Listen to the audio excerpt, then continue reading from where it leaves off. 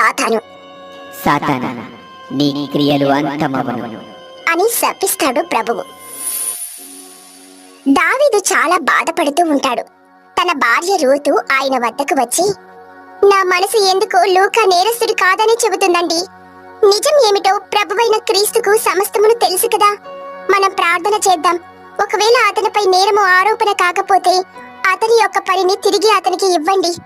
అన్యాయముగా నేరము మోపినందుకు అతనిని క్షమాపణ కోరుము. నీవు చెప్పింది నిజమై ఉంటే గనక ఖచ్చితంగా నేను అతనికి క్షమాపణ కోరతాను.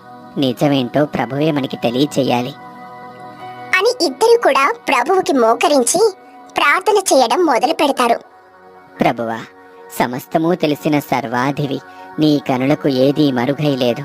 మేము చేసిన తప్పిదము క్షమించి నిజమేంటో బయలుపరచమని క్రీస్తుని ప్రార్థన చేసి వేడుకుంటున్నావు నా పరమ తండ్రి.